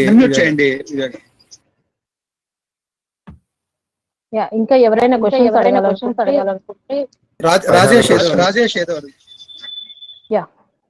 రాజేష్ గారు. సార్ వినిపిస్తుందా? చెప్పండి. సార్ వీడియో కూడా ఆన్ చేయండి రాజేష్ గారు. ఓకే.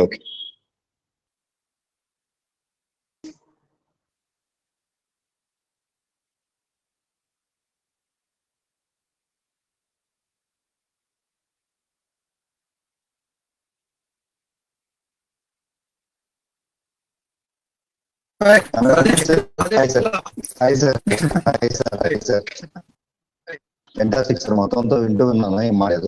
సో చిన్న డౌట్ ఏంటంటే, ఆయన ప్రపోజ్ చేసినప్పుడు దాని థియరీ అని అన్నారు.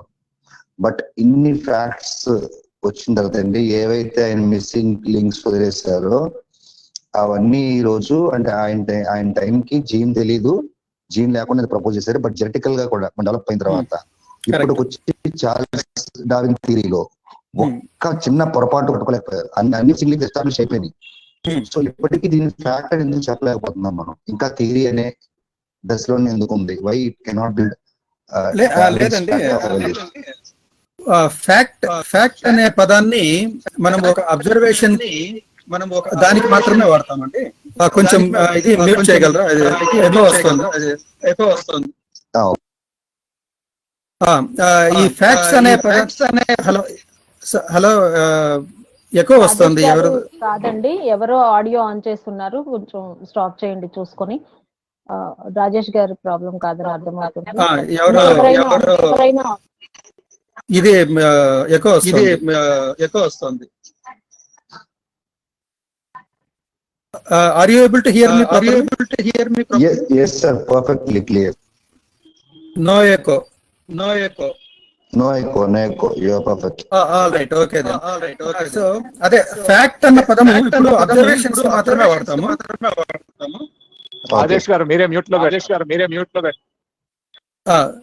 సో మనం ఇది మిగతా ఇప్పుడు కూడా ఫర్ ఎగ్జాంపుల్ గ్రావిటీని కూడా థియరీ ఆఫ్ గ్రావిటీనే అంటాము.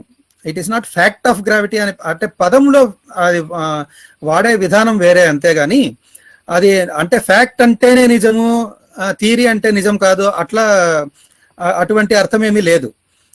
ఆ థియరీ అని అంటే ఈ మనం చూసినటువంటి ఫ్యాక్ట్స్ అన్నిటినీ సమ్మరైజ్ చేస్తే వచ్చేటటువంటిదే థియరీ అన్నమాట. అంటే ఆ థియరీలో కొద్దిగా మార్పులు చేర్పులు ఉండవచ్చు. న్యూటన్ థియరీ ఆఫ్ గ్రావిటేషన్ అంటాము, తర్వాత ఐన్స్టైన్ థియరీ ఆఫ్ గ్రావిటేషన్ అంటాము. అవన్నీ కూడా థియరీ అనే అంటాము. కాకపోతే ఆ థియరీ అని అంటే కేవలము ఒక చాలా మందికి హైపోథెసిస్ కి థియరీకి పొరపాటు పడుతూ ఉంటారు. థియరీ అంటే హైపోథెసిస్ కాదు, అది సైన్స్ లో ఇప్పుడు ప్రస్తుతం థియరీ అన్న పదము ప్రూఫ్ అయినటువంటి దానినే థియరీ అంటాము. అట్లా కాకపోతే దానిని ప్రతిపాదన అంటాము, అంటే ప్రపోజల్ లేదా హైపోథెసిస్ అంటాము అన్నమాట. కాబట్టి ఒక్కొక్క దానికి ఒక్కొక్క పదం ఉంది. ఫ్యాక్టర్ అనేది ఏంటంటాము, థియరీ అనేది ఏంటంటాము, హైపోథెసిస్ అనేది ఏంటంటాము, ఇట్లా ప్రతి ఒక్కదానికి ఒక పదం పడతాం అనమాట. కాబట్టి ఈ పదానికి ఆ పదం అర్థం చేసి ఇప్పుడు దీనిని ఫ్యాక్ట్ అని చెప్పే ఇది ఏమనాలి, సెమాంటిక్ గా అది కుదరదు అనమాట. ఈ పరిణామము అన్నదానిని అబ్జర్వేషన్ లాగానే చూడాలి, అంతేగానే conclusion. It is conclusion from the observation. Okay sir. ఇంకొకటి, మనం స్కూల్ 6th క్లాస్ లో నుంచి almost 6th and 3rd class నుంచి కూడా ఎవల్యూషన్ గురించి చదువుతూనే ఉన్నాం స్కూల్స్ లో. 10th క్లాస్ వరకు ఎవల్యూషన్ మనకి చాలా integral part of our syllabus and we have read all through these years. So evolution చదివిన తర్వాత కూడా మతం నుంచి లేదా సృష్టి కథల నుంచి పిల్లలు బయటికి రాకపోతే ప్రధాన కారణం ఏంటి? మనం ఎక్కడ ఫోకస్ చేయొచ్చు ఆ విషయంలో? అర్థం కాలేదండి. ప్రాబ్లం మనం చిన్నప్పటి నుంచి ఎవల్యూషన్ చదువుతానే ఉన్నాం. రైట్ ఫ్రమ్ 3rd క్లాస్ నుంచి మనం ఎవల్యూషన్ స్కూల్ టాపిక్ లో చదువుతున్నాం, మార్క్స్ తెచ్చుకుంటున్నాం, పాస్ అవుతున్నాం. కానీ ఎవల్యూషన్ మొత్తం చదివేసిన తర్వాత కూడా 10th అయిపోయింది, మంచి మార్క్ వచ్చిన తర్వాత కూడా సృష్టివాదాన్ని పిల్లలు తృణీకరించలేకపోతున్నారు. సో ఎలా ఫీల్ చేయొచ్చు? ఈ గ్యాప్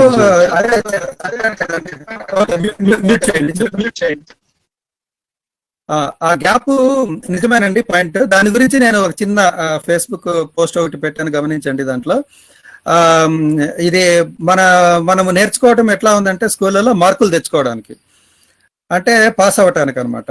అంటే స్కూల్లో ఏ విధంగా రాస్తే పాస్ అవుతామో వాళ్ళకి తెలుసు, ఆ విధంగా రాస్తారనమాట.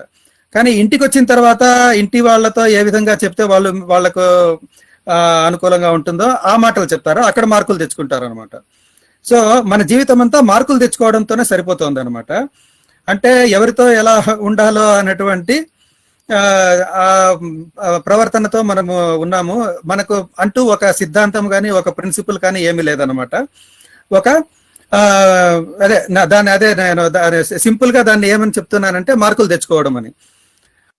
అంటే ఇప్పుడు ఇంట్లో జరిగేదంతా ఏమి, వాళ్ళు మతము వీటిలో కూరుకుపోయి ఉన్నారు కదా. కాబట్టి ఇంట్లో పెద్దవాళ్ళ దగ్గర మార్కులు తెచ్చుకోవాలంటే వాళ్ళకు ఇది వాళ్ళు చెప్పిన మాటలే వినాలి కదా. సో ఆ పరిస్థితి తొలగాలంటే మొత్తము చేంజ్ అవుతూ, అంటే దానికి తగినటువంటి పరిస్థితులు వస్తే తప్ప, లేదా ఈ స్కూళ్ళ ఈ సిస్టమే మార్కులు తెచ్చుకోవడంలో కాదు, జ్ఞానం సంపాదించడంలో నీ అభివృద్ధి ఉంటుంది. నీకు ఎంత జ్ఞానం నువ్వు సంపాదించుకున్నావో దాన్ని బట్టి నేను నిన్ను ఎవాల్యుయేట్ చేస్తాను అన్న పద్ధతి కనుక స్కూళ్ళలో తేగలిగితే అప్పుడు సిస్టమ్ మారుతుంది. అదే అంటే ప్రజల్లో కూడా రావాలి. ఈ మొత్తాన్ని ఇప్పుడు చూస్తున్నారు కదా, చిన్న పిల్లలే కాదు, పెద్ద సైంటిస్టులు కూడా అదే పద్ధతిలోనే ఉన్నారు. రాకెట్లు ఎగరేసే వాళ్ళు కూడా దేవుళ్ళకు మొక్కేటటువంటి పరిస్థితి ఉంది. అట్లా మొక్కకపోయినా కూడా నా రాకెట్ ఎగరగలదు అని ధైర్యంగా చెప్పగల సైంటిస్టు మన ఇండియాలో ఇంతవరకు రాలేదనుకుంటాను. అట్లాంటి సైంటిస్టులు రాగలిగితే నాకు దేవుణ్ణి మొక్కనక్కర్లేదు, అయినా కూడా నా రాకెట్ పైకి ఎగురుతుంది అని ధైర్యంగా సిద్ధాంతపరంగా చెప్పి చేయగలిగేటువంటి మనుషులు వస్తే తప్ప ఈ పద్ధతిలో మార్పు రాదండి. సార్ క్వశ్చన్ కాదు కానీ I'm very thankful to you. నేను మీ ఫేస్బుక్ పోస్ట్ అని ఫాలో అవుతుంటాను. చాలా సార్లు నాకు డౌట్స్ వచ్చినప్పుడు మీ టైం లైన్కి వెళ్ళి వెరిఫై చేసుకొని, మరి ముఖ్యంగా ఎవల్యూషన్ రిలేటెడ్ అవి మళ్ళీ అక్కడ తీసుకొని మా పాయింట్స్ లో పెట్టుకోవడం. We are very very thankful for you for giving us all the guidance possible. Thank you very much sir. Thank you Rajesh. Thank you Rajesh గారు ఫర్ జాయినింగ్ అండ్ క్వశ్చన్స్ అడిగి ఇంకా డౌట్స్ ఉన్న వాళ్ళకి కూడా మీ క్వశ్చన్స్ తో క్లియర్ చేస్తారు. రమేష్ గారు మీరు ఏమైనా మాట్లాడాలంటే ఒకసారి ఆడియో వీడియో ఆన్ చేయండి. ఇంకెన్ని క్వశ్చన్స్ ఉంటే ఇక్కడ లైన్ లో ఉన్న వాళ్ళు క్వశ్చన్స్ అడగొచ్చండి. Otherwise will conclude the programme for today. మిత్రులారా, ఈరోజు ఈ థియరీ గురించిన అపోహలు సమాజంలో ఎట్లా ఉన్నాయి అనే దానికి మనకి ఫేస్బుక్ పేజ్లో, విజ్ఞాన దర్శిని పేజ్లో వచ్చిన కామెంటే నిదర్శనంగా కనపడుతుంది. ఈ టాక్ బాలనాయన్ గారు మాట్లాడుతున్నప్పుడు ఒకరు చేసిన కామెంట్ ఏంటంటే, 4 అమాయకులు దొరికితే చాలు డార్విన్ చేతిలో మనుషులు కోతులు అయిపోవచ్చు అని కామెంట్ పెట్టారు. డార్విన్ ఈ సైంటిస్టులు అందరూ ప్రవచిస్తున్న లేదా ప్రతిపాదించిన అనేక వందల వేల ఎవిడెన్స్లతో నిరూపించబడిన సైన్స్ సూత్రం ఏదైతే ఉందో, థియరీ ఏదైతే ఉందో, సిద్ధాంతం, అది వాస్తవం కాదు అని ఎప్పుడో 2000 సంవత్సరాల క్రితం తమకేదో చెప్పబడిన అంశమే వాస్తవం అని నమ్ముతున్న మత నమ్మకాల్లో నుంచి వాళ్ళు అలాగే ఉంటారు. ఇంతకుముందు బాలనాయన్ గారు కూడా క్లియర్ గా చెప్పారు, నేను ఎప్పుడు చెప్తుంటాను. నేను అందుకే స్టేట్మెంట్ ముందు ఇస్తాను, మనిషి కోతి నుండి రాలేదు, మనిషి కోతి నుండి వచ్చిందని సైన్స్ చెప్పలేదు. అది వాళ్ళకి అంటే ఎప్పుడో వాళ్ళకి ఇంకా అది వాళ్ళు చెప్తుంటారు చర్చికి వెళ్ళినప్పుడు. ఇప్పుడు కల్వరీ టెంపుల్ వెళ్తే అదే కదా చెప్పేది, మనిషి కోతి నుంచి వచ్చిండా అని. చిన్నజారు కూడా అదే అన్నారు కదా, నువ్వు కోతి నుంచి పుట్టినావంటే నమ్ముతావా. అట్లాగే మన కేంద్ర మంత్రి గారు కూడా ఒక ఆయన అన్నాడు, మన అమ్మమ్మ చెప్పిందా మనిషి కోతి నుంచి వచ్చిండని, మనం కోతి నుంచి పుట్టినామని. అంటే కోతి నుంచి పుట్టిండు అన్నప్పుడే ఇంతకుముందు మనం గంజీశ్వరలింగం గారి డౌట్ కూడా, అంటే వారు అడిగినట్టు చాలా మంది మనల్ని అదే అడుగుతుంటారు, మరి ఇప్పుడున్న కోతులన్నీ ఎందుకు మనుషులు కాలేరు అంటే బేసిక్ అక్కడే ఆ పొరపాటు. సో మనుషులు గాని, కోతులు గాని, వానరాలు గాని అన్ని రకాలుగా పూర్వీకులు ఒకరే ఉన్నారు. ఆ పూర్వ జీవుల్లో నుంచి జీవులు పరిణామ క్రమంలో వచ్చినవి. అవి అనేది దానికి ఎన్ని కోట్ల సంవత్సరాలు, లక్షల సంవత్సరాలు పట్టింది అనేది పీరియాడిక్ గా మనకి బాలనాయన్ గారు వివరించారు. రమేష్ సార్ చిన్న ఎడిషన్, చెప్పండి రమేష్ గారు చిన్న ఎడిషన్. మొన్న చూసా మన డిఎన్ఏలో 98% చింపాంజీతో మ్యాచ్ అవుతాయంటండి. డిఎన్ఏలో 98%. ఓన్లీ 2% వేరియేషన్స్ మనం. మనకి ఇంతకుముందు బాలనాయన్ గారు చెప్పినట్టు జియోలాజికల్ ఎవిడెన్సెస్ కాకుండా ఇంకా అనేక రకాల ఆర్కియలాజికల్ ఎవిడెన్సెస్, జియోలాజికల్ ఎవిడెన్సెస్ కాకుండా ఈరోజు బయాలజికల్ ఎవిడెన్సెస్ లో భాగంగా ఇప్పుడు జెనెటికల్ ఎవిడెన్సెస్ కావచ్చు, ఎంబ్రియాలజికల్ ఎవిడెన్సెస్ కావచ్చు, వందల వేల ఎవిడెన్సెస్ మనకి రకరకాలుగా దొరుకుతా ఉన్నాయి. మీరు ఎంతమంది అన్న మిస్సింగ్ లింక్స్, ఇంకా కొన్ని ఉండొచ్చు మిస్సింగ్ లింక్స్, లేవని అన్ని తెలిసిపోయినాయని కూడా అనలేము. కానీ చాలా వరకు ఆ రోజు మిస్సింగ్ లింక్స్ అనుకునేవి చాలా వాటి గురించి తెలుసుకోగలిగినాం, ముందుకెళ్తున్నాం. కానీ ఈరోజు అంటే ఇవన్నీ కూడా ఇప్పుడు వాళ్ళు ఒక చిన్నజీయర్ అలా మాట్లాడుతున్నాడనో, లేకపోతే కల్వరీ టెంపుల్ అలా నేర్పుతున్నారనో, లేకపోతే కేంద్ర మంత్రి అలా మాట్లాడుతున్నారనే కాదు. ఇవి ఈ సందర్భం మనం ఎందుకని మనం ఇవన్నీ టాక్స్ ని ఈరోజు చర్చకు తీసుకొచ్చాం. ఈ సైన్స్ మంత్ సందర్భంగా మన విజ్ఞాన దర్శన ఉద్దేశం కూడా అదే. ఎందుకని ఈ మతం ఏవైతే చెప్పినా, అది హిందూ మతమా, క్రిస్టియన్ మతమా, ఇస్లాం మతమా, వీళ్ళందరూ గ్రంథాలు ఏవైతే పవిత్ర గ్రంథాలుగా భావిస్తున్నారో, పవిత్ర గ్రంథాలుగా భావించినవి చెప్పిన అంశాలన్నీ మీద దెబ్బ పెట్టిన ఆవిష్కరణలు కానీ, ఆ ముఖ్య ఘటనలు, వాటి జరిగిన సందర్భం ఈ నెలకి ఒక సిగ్నిఫికెన్స్ ఉంది. అది ఫిబ్రవరి 12న డార్విన్ జన్మదినము. ఆయన ఉత్పాదించిన సిద్ధాంతం ఏదైతే ఉందో, థియరీ ఆఫ్ ఎవల్యూషన్ కావచ్చు, అది ఈ రోజుకి మొత్తం ఆ రోజు వరకు సృష్టి సిద్ధాంతం ఏదైతే చెప్పబడిందో దాని మీద మొట్టమొదటి దెబ్బ అంత పెద్ద ఎత్తున సైన్స్ నుంచి పడింది. ఆ దెబ్బ నుంచి ఈ రోజు వరకు మతం కోలుకోలేకపోతుంది. కానీ డార్విన్ జీవ పరిణామం మాత్రం అనేక రకాల ఎవిడెన్సెస్ సంపాదించుకుంటూ, అనేక రీసెర్చెస్ లో మరింత పరిపుష్టం అవుతూ అది ముందు పురోగమిస్తుంది. మొట్టమొదటి సైంటిస్టులు కూడా, బాలనాయన్ గారు కూడా చెప్పారు అనేక సార్లు, డార్విన్ సిద్ధాంతమే కాదు, యాంటీ డార్విన్ సిద్ధాంతాలు కూడా బయాలజీ సైంటిస్టులు కానీ ఇతరులు అనేక మంది ప్రతిపాదించారు. కానీ అవన్నీ నిలబడలేదు. ఈ డార్విన్ ఎవల్యూషన్ థియరీ అది అనేక ఎవిడెన్సెస్ తోటి నిలబడుతూ ఇంకా ముందుకు వెళ్తుంది. ఎందుకంటే ఆయన ఒక సైన్స్ పరంగా అనేక ఆధారాలు సేకరించి చేసిన హైపోథీసిస్ అది ఈ రోజు హైపోథీసిస్ కాదు, ఈ రోజు అదొక సైంటిఫిక్ థియరీ. మనం అంటే ఫ్యాక్ట్ అనే సంగతి వేరు, కానీ అనేక ఎవిడెన్సెస్ తో నిరూపించబడుతున్న థియరీ. ఇంకా ఎవిడెన్సెస్ కోసం ప్రయత్నం చేస్తుంది.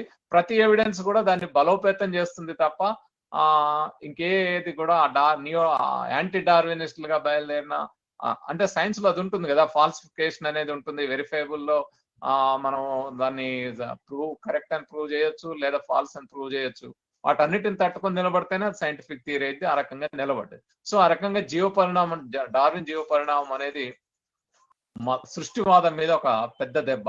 ఆ తర్వాత వచ్చింది మనం చూస్తే ఈ హీలియోసెంట్రిక్, జియోసెంట్రిక్ థియరీ, ఖగోళానికి సంబంధించిన అనేక రకాల ఈ సృష్టివాదాన్ని సమర్థించే వాళ్ళు చెప్పిన ఏవైతున్నాయో అవన్నీ కూడా అవాస్తవాలు అని చెప్పే విధంగా వచ్చిన దాన్ని, అందుకే మతం తట్టుకోలేక కోపర్నికస్ ని పిచ్చోడని ముద్రేసి వదిలిపెట్టింది, గెలీలియోని జీవితాంతం హౌస్ అరెస్ట్ చేసింది. అదేవిధంగా మన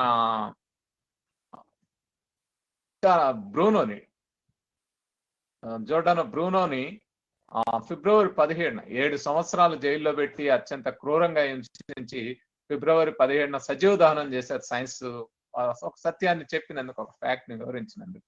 దాని మీద కూడా మనము చర్చించబోతున్నాం. సత్యాన్వేషణ దినోత్సవం జరుపుకోబోతున్నాం. అదేవిధంగా డిసెంబర్ 11 మనం చీకట్లోనే మగ్గాలే, సూర్యుడు చంద్రుడు తప్ప వెలుగు లేదనుకునే కాలం నుంచి లేదు, మనం కూడా వెలుగును సృష్టించగలమని బల్బు రూపకరణ ద్వారా ఈరోజు పట్టపగల్ని రాత్రిని పట్టపగలు లాగా చూపెట్టగలిగిన వెలుగుని కూడా మానవాళికి అందించిన ఆవిష్కరణలు జరిగిన మన ఎడిసన్ ఆవిష్కరణ చేసిన ఎడిసన్ జన్మదినం నిన్ననే జరిగింది, ఫిబ్రవరి 11. రామన్ ఎఫెక్ట్ కనుగొని భారతదేశాన్ని నోబెల్ బహుమతి తీసుకొచ్చిన సివి రామన్ గారు తన రామన్ ఎఫెక్ట్ ను ప్రకటించిన రోజు ఫిబ్రవరి 28. ఆ రోజుని భారతదేశం అంతా కూడా జాతీయ సైన్స్ దినోత్సవంగా జరుపుకుంటుంది. సో అంటే ఒక నమ్మకాన్ని నమ్మడం కాకుండా వాస్తవాన్ని తెలుసుకోవడం ద్వారా మానవాళి పురోగమిస్తుంది, లేకపోతే మిగతా జీవజాతుల్లాగా మనం కూడా అలాగే ఉండము. కానీ ఈ రోజు అత్యంత ఆధునిక వైజ్ఞానిక మానవులుగా ఎదిగిన మన పరిణామ క్రమ ప్రస్తాప ఇదంతా కూడా ఒక పరిణామంలో జరుగుతుంది, ఒక ప్రాసెస్ లో జరుగుతుంది తప్ప ఏది అకస్మాత్తుగా జరగదు అని ఈ నిరూపించబడిన వాటన్నిటికీ మనం ప్రజల దగ్గరికి మళ్ళొకసారి ముందుకు తీసుకురావడం కోసమే ఈ విజ్ఞాన దర్శిని సైన్స్ మంత్ ఫిబ్రవరి నెలని విజ్ఞాన దర్శిని సైన్స్ మంత్ గా నిర్వహిస్తున్నాం. సో రేపు పొద్దున ఇంకా అనేక మంది ఈ అంశాల మీద అది డార్విన్ జీవపరిణామం మీద కూడా ఇంకా కొన్ని టాక్స్ ఉండొచ్చు. అదేవిధంగా ఎడిసిన్ ఆవిష్కరణలకు సంబంధించి లేదా మన రేపు ఫిబ్రవరి 17 సత్యాన్వేషణ దినోత్సవం సందర్భంగా ఖగోళానికి సంబంధించి స్పేస్ సైన్స్ కి సంబంధించిన ఆస్ట్రోఫిజిక్స్ సంబంధించిన అంశాలు కూడా చర్చిద్దాం. రామన్ ఎఫెక్ట్ లేదా ఇండియన్ సైన్స్ ఏ రకంగా ముందుకెళ్ళాలి ఏమిటి, ఇప్పుడే రాజేష్ పిల్ల గారు చెప్పింది, బాలనాయన్ గారు చెప్పింది మనం అర్థమైంది. అందులో వచ్చింది ఏంటి, సైన్స్ చదువుతున్నాం 10th వరకు మంచి, అందరూ ప్రతి ఒక్కరు సైన్స్ చదువుతారు, మనం అందులో థియరీ ఆఫ్ ఎవల్యూషన్ చదువుతాము, రాస్తాము, మార్కులు వస్తాయి 99 మార్కులు.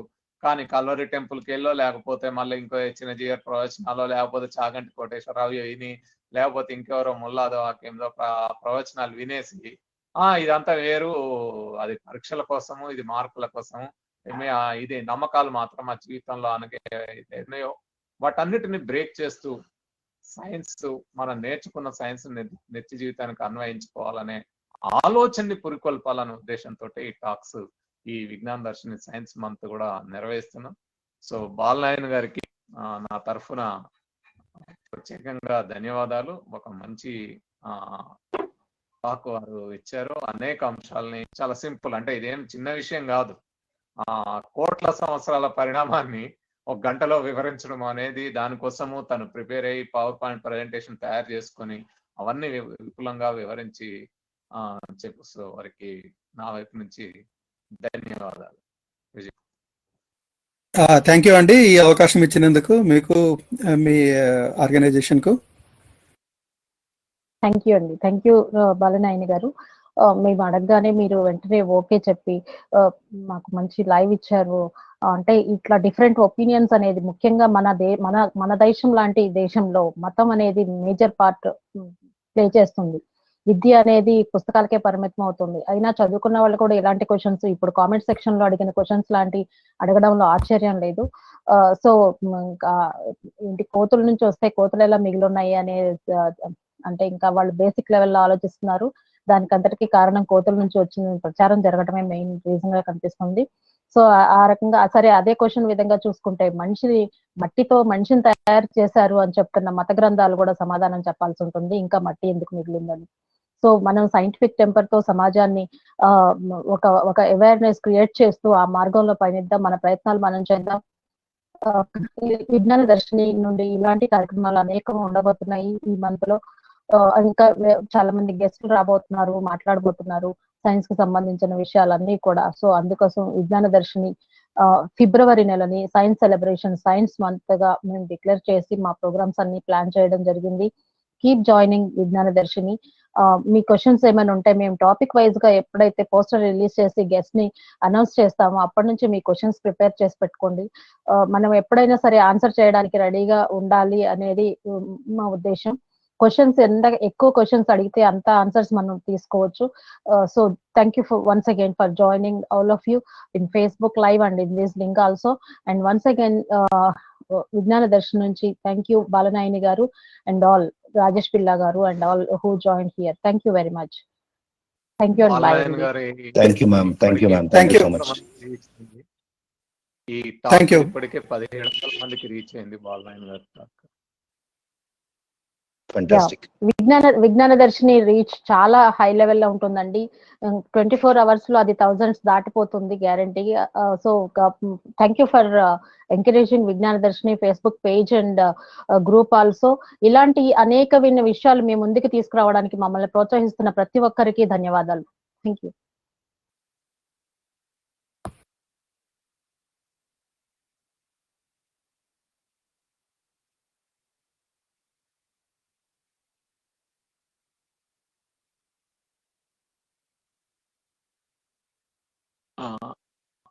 ధన్యవాదాలు. ఏదైనా డౌట్స్ ఉంటే మీరు ఫేస్బుక్ పేజీలో ఇప్పుడు కూడా అడుగుతున్నారు టాక్ క్లోజ్ అయిన తర్వాత కూడా.